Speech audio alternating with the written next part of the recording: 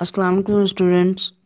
Nurture international school کی انتظامیہ نے حالات کی نزاکت کو محسوس کرتے ہوئے طلبہ و طالبات کی سہولت کے لیے آن لائن کلاسز کا اہتمام کیا ہے، جس کے لیے ہمارے ساتھ آپ کے تعاون کی اشد ضرورت ہے۔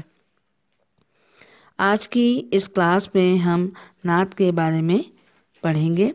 جیسا کہ آپ سب نے پچھلی جماعت میں حمد کے بارے میں پڑھا تھا کہ حمد ایسی نظم ہے جس میں ہم اللہ تعالیٰ کی تعریف، اس کی بڑائی اور اس کی حمد و ثنا بیان کرتے ہیں، اور نعت ایسی نظم ہے جس میں ہم اپنے نبی کریم صلی اللہ علیہ وآلہ وسلم کے بلند رتبے، بڑائی اور عظمت کا ذکر کرتے ہیں، اسے ہم نعت کہتے ہیں۔ اب ہم اپنے سبق کو آگے بڑھاتے ہیں۔ نظم شروع کرنے سے پہلے نظم کے شاعر حفیظ جالندھری کا تعارف کرتے چلیں۔ حفیظ جالندھری کا شمار ان شخصیات میں ہوتا ہے جنہوں نے تحریک پاکستان میں بڑھ چڑھ کر حصہ لیا۔ حفیظ جالندھری نے غزل اور نظم نگاری میں بڑا نام کمایا۔ پاکستان کے قومی ترانے کے بانی بھی تھے۔ شاہنامہ اسلام ان کی مشہور نظم ہے۔ اب ہم اپنی نظم کی طرف آتے ہیں۔ سب سے پہلے نظم کی ریڈنگ کروں گی اور نظم کے ذخیرہ الفاظ پر نظر ڈالیں گے۔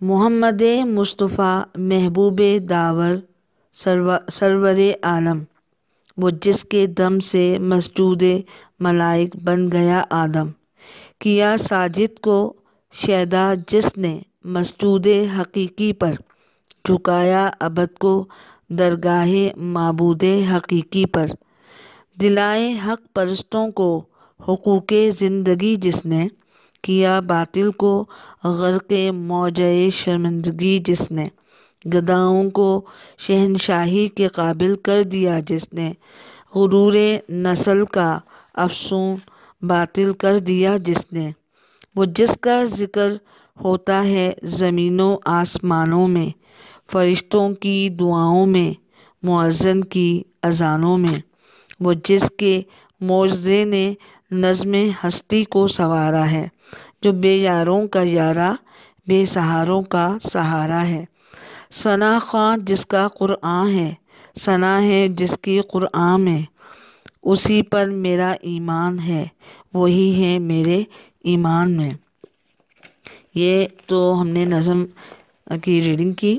اب اس کے ذخیرہ الفاظ کی طرف آتے ہیں۔ مسجود ملائک، اس کا مطلب بھی بتاتے چلوں، وہ پیغمبر جنہیں فرشتوں نے سجدہ کیا جیسے حضرت آدم علیہ السلام۔ معبود حقیقی، وہ ہستی جس کے آگے سجدہ کرنا چاہیے یعنی اللہ تعالیٰ۔ شیدا عاشق، دیوانہ۔ ساجد، سجدہ کرنے والا۔ عبد، بندہ، غلام۔ گدا، فقیر۔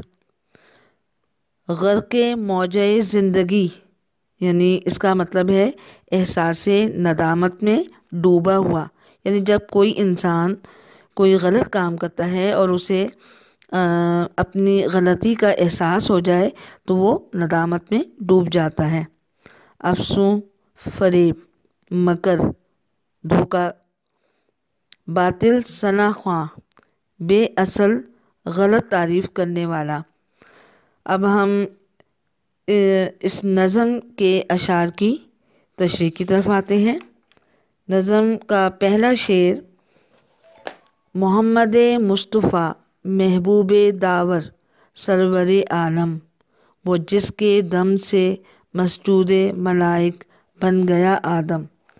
شاعر حفیظ جالندھری اپنے پیارے حبیب مصطفیٰ صلی اللہ علیہ وآلہ وسلم، جو اللہ تعالیٰ کے محبوب ترین پیغمبر ہیں اور دونوں جہانوں کے بادشاہ بھی، جن کے دم سے سارے فرشتے پیغمبروں کو سجدہ کرتے تھے جیسے کہ حضرت آدم علیہ السلام۔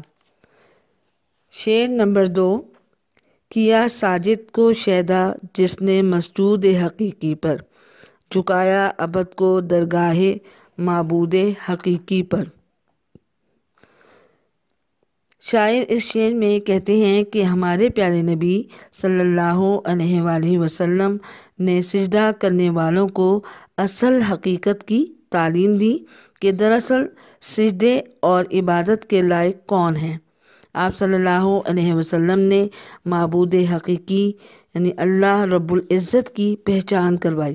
آپ صلی اللہ علیہ وسلم نے یہ حقیقت اللہ کے بندوں پر نہ صرف واضح کی کہ اصل مسجود کون ہے، بلکہ سجدہ کرنے والوں کو اس معبود حقیقی سے اتنی محبت دلائی کہ وہ سجدوں اور عبادت کے بے انتہا شوقین اور شیدائی ہو گئے۔ رب کائنات یعنی اس دنیا کے مالک سے والہانہ محبت کا پیدا ہونا بندوں کو اللہ سے قریب کر دیتا ہے۔ نظم کا تیسرا شعر، دلائے حق پرستوں کو حقوق زندگی جس نے، کیا باطل کو غرق موجۂ شرمندگی جس نے۔ شاعر حافظ جالندھری نے نظم کے تیسرے شعر میں رسول کریم صلی اللہ علیہ وسلم کی سیرت طیبہ اور ارشادات گرامی کا ذکر کرتے ہوئے کہا ہے کہ انسانی زندگی، عزت و ناموس اور مال و اسباب کا تحفظ فراہم کرنے والے ہمارے پیارے نبی صلی اللہ علیہ وآلہ وسلم ہیں۔ حضرت محمد صلی اللہ علیہ وسلم نے اپنی سیرت کے ذریعے انسان کو برابری کا حق دیا، ملازموں خدمتگاروں کے ساتھ اپنے برابری کے سلوک سے عملی نمونہ پیش کیا۔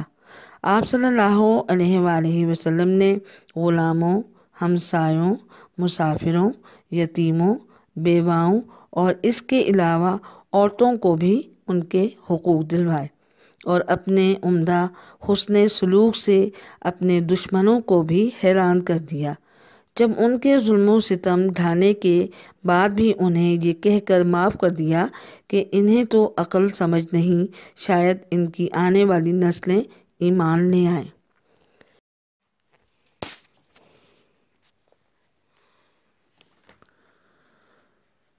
اب ہم نظم کے چوتھے شعر کی طرف آتے ہیں۔ شاعر چوتھے شعر میں کہتے ہیں کہ گداؤں کو شہنشاہی کے قابل کر دیا جس نے، غرور نسل کا افسون باطل کر دیا جس نے۔ شاعر نے حضرت محمد صلی اللہ علیہ وآلہ وسلم کے بڑے پن کا ذکر کرتے ہوئے کہا ہے کہ نبی صلی اللہ علیہ وسلم نے غریبوں کو بادشاہت کے مرتبے پر فائز کر دیا۔ لوگ اپنے حسب و نسب، آباء و اجداد پر غرور کیا کرتے تھے۔ آپ صلی اللہ علیہ وسلم نے اس غرور کے زہر کو جھوٹا ثابت کر کے صرف مومن ہونے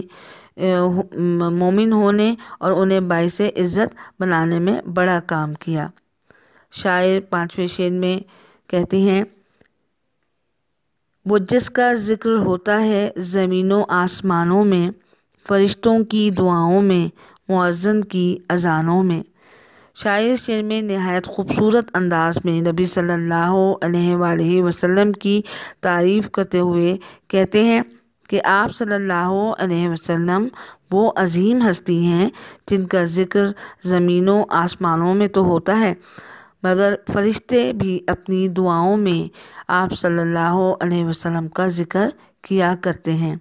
اللہ تعالیٰ نے آپ صلی اللہ علیہ وسلم کو وہ درجہ دیا جو کسی اور نبی کو نہیں ملا، اسی لیے آپ صلی اللہ علیہ وسلم کے نام مبارک کو اذان میں شامل کیا گیا۔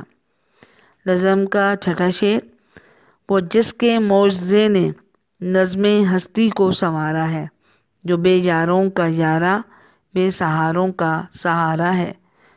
شاعر اس شعر میں پیارے نبی صلی اللہ علیہ وسلم کے رحم دلانہ اور مشفقانہ رویے کا ذکر کرتے ہوئے کہتے ہیں کہ حضرت محمد صلی اللہ علیہ وآلہ وسلم کا اس دنیا میں آنا ایک معجزے سے خالی نہیں۔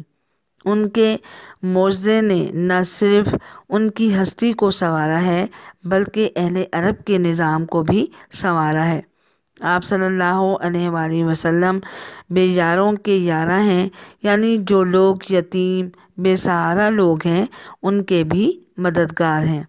جیسا کہ کسی شاعر نے کیا خوب کہا ہے، وہ نبیوں میں رحمت لقب پانے والا، مرادیں غریبوں کی بر لانے والا۔ نظم کا آخری شعر، ثنا خواں جس کا قرآن ہے، ثنا ہے جس کی قرآن میں، اسی پر میرا ایمان ہے، وہی ہے میرے ایمان میں۔ نظم کے اس شعر میں شاعر نبی کریم صلی اللہ علیہ وسلم کے درجات کی بلندی بیان کرتے ہوئے کہتے ہیں کہ نبی صلی اللہ علیہ وآلہ وسلم کا درجہ اتنا بلند ہے کہ قرآن خود بھی اس بات کی گواہی دیتا ہے کہ حضرت محمد صلی اللہ علیہ وسلم ہی بلند اخلاق کے مالک ہیں۔ ایک مرتبہ کسی نے حضرت عائشہ رضی اللہ عنہا سے پوچھا کہ آپ کا اخلاق کیسا ہے، تو حضرت عائشہ رضی اللہ عنہا فرماتی ہیں کہ قرآن ہی تو ان کا اخلاق ہے۔ پھر شاعر اپنی طرف اشارہ کرتے ہوئے کہتے ہیں کہ میں اپنے نبی کریم صلی اللہ علیہ وسلم پر پختہ ایمان رکھتا ہوں، اور آپ صلی اللہ علیہ وسلم سے محبت و عقیدت اور آپ صلی اللہ علیہ وسلم کی سنتوں پر عمل کرنا میرے ایمان اور بحیثیت مومن میرے ایمان پر ہونے کی دلیل ہے۔ اچھا اسٹوڈنٹس، اب ہمارے سبق کا اختتام ہوتا ہے اور اب ہم اگلی ویڈیو میں اس سبق کی مشق کو مکمل کریں گے۔